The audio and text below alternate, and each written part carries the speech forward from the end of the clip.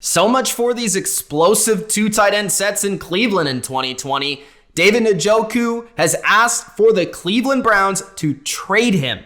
In this video, I give you my 5 trade destinations for the former first-round pick, tight end of the Cleveland Browns, David Njoku. The 5 teams that I feel should go after a David Njoku, need an upgrade at the tight end position, and I feel would be the best fit for Njoku in 2020.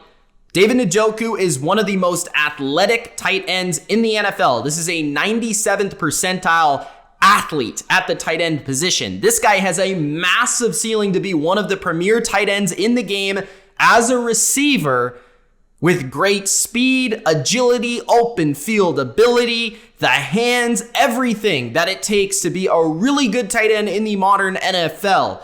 And he has a very low contract in 2020. I think it's worth for a team to take a look, see if he works for your team, if he fits in your roster, in your scheme in 2020. And I do believe that ultimately David Njoku is a guy that will be traded this offseason. Before I give you the top 5 destinations for David Njoku this offseason, make sure that you do Gronk spike the like button, subscribe to the Bottom Line View for more NFL videos just like this, and comment below your opinion on where David Njoku will go in 2020. Just a reminder, I understand that David Njoku did not play in 2019, and people may be a little low on him because they haven't recently seen him on the field.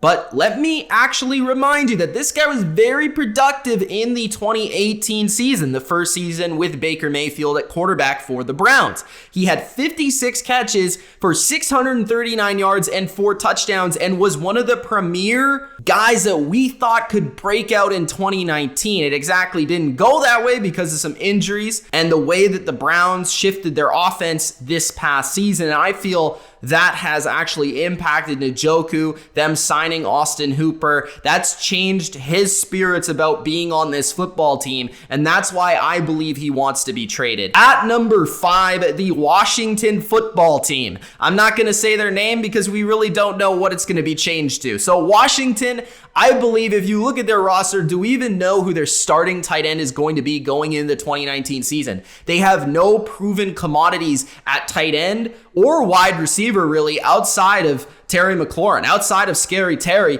We don't have any receivers that scare a defense or provide any sort of a threat or reliability to a quarterback for Dwayne Haskins. I mean, give Haskins a chance. Surround him with some sort of weaponry here. And Washington, they've always been high on the tight end. They've always tried to make Jordan Reed work, while David Njoku, certainly if there's many that can actually replace the athleticism of a Jordan Reed in his prime, David Njoku can offer the same thing. Not to mention with the new coaching staff and the Turners being brought in to coach the offense, they love to utilize the tight end position. Everywhere they've gone, they love the tight end. And I believe that really David Njoku could be a premier weapon in this offense, being that he'll get a lot of targets. He'll be probably the second in line for those targets and the second option in the passing game in this offense. I believe that this would be a great spot for David Njoku from an individual perspective, from putting up the numbers and getting the looks and being one of the reliable options in an offense. It doesn't get much better than Washington, a place that doesn't really have any other weaponry outside of one receiver. At number 4, the Carolina Panthers. The Panthers had a ton of turnover this offseason, from the coaching staff to the quarterback. They have a new offense, a new offensive philosophy. They have a new quarterback in Teddy Bridgewater, a quarterback in Bridgewater who loves to sit in the pocket, make his reads, and deliver an accurate pass. This isn't a guy that's going to break open, break outside the pocket, and make something happen to extend the play. He's going to make his reads and deliver the throw. And within this offense that they want to run in Carolina, as we saw in LSU, this is an offense that the more the weapons, the better.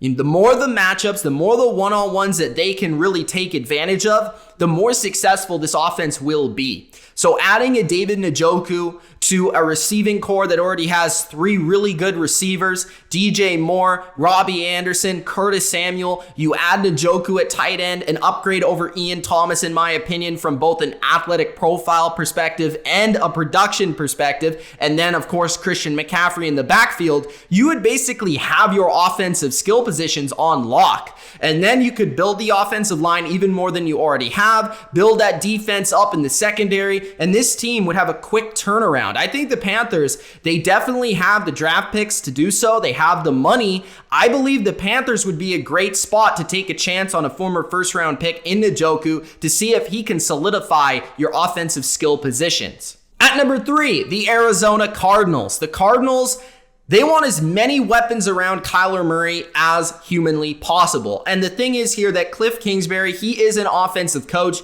And as much as we hear about Cliff Kingsbury, that he loves the spread offense, he loves the air raid, he loves receivers in the 4 and 5 receiver sets, he also understands the importance of tight ends. We actually saw that Cliff was able to be versatile and change his offense according to the personnel and the strength of his personnel last season, utilizing some 2 tight end packages, putting tight ends in good advantageous positions to take advantage of coverage. And I feel like Njoku would be the perfect weapon for what Cliff is trying to do there with Kyler Murray. You could add him into the slot on 4 receiver sets, 5 receiver sets. You could have him in line in certain positions as well, in the shotgun or under center if they decide to do that. But to me, I just feel like Njoku is another athletic weapon that you could get out in space. He's great after the catch. He can add a little bit of blocking to your running game out of the shotgun in those spread sets. And I just feel like he'd be the perfect complement to what they have going on with the dynamic receivers, DeAndre Hopkins,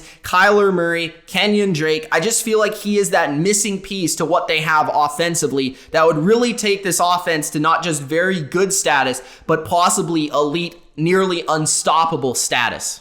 At number 2, the New England Patriots. You knew that they were going to land on this list.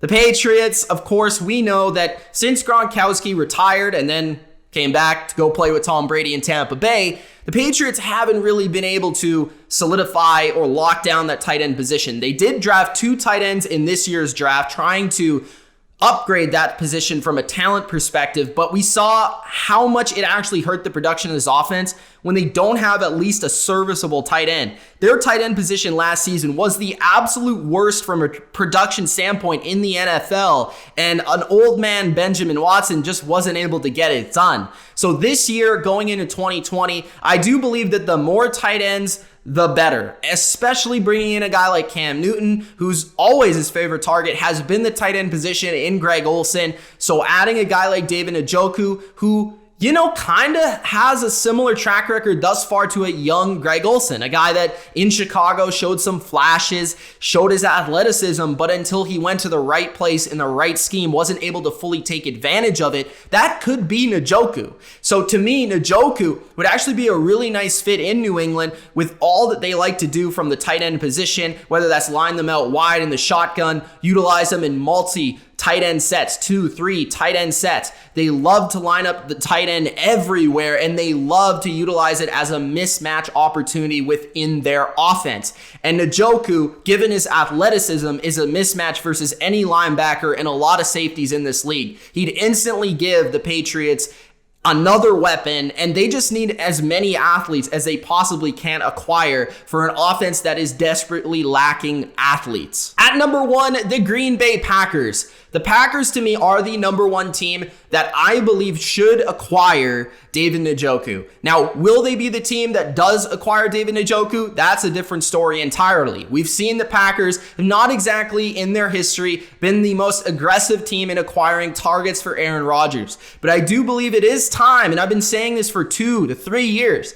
that they need to surround Aaron Rodgers with as many weapons as possible, because Aaron Rodgers is not what he was in 2011 or 2014 or in his prime when he won MVPs, won the Super Bowl, and all of that jazz. He is not that guy no more. He is still very good, but he's not capable of making the James Joneses of the world elite targets in an offense. He needs good players around him to a certain degree. Yes, Aaron Jones is there. The running attack is solid, and they have Devontae Adams, but who else can catch the football in this offense? I've been saying for a very long time, upgrade the receiver or tight end position and Njoku. He is somebody. This team's been rumored to go after the Austin Hoopers and players in free agency.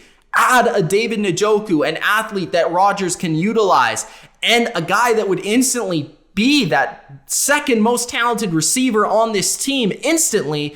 And he could also add to what you want to do in the running game, adding more 2 tight end, 3 tight end sets to this offense, and just adding more multiple sets to what you can do as a coach if you're LaFleur. So to me, Rodgers is the quarterback that is in that area where if the Packers were to get one more weapon, that would solidify them as a team in the NFC where I'm like, okay, now they have a chance. But because they don't have that number 2 that can take advantage of single coverage, it does concern me whether or not this team will be enough on offense in 2020.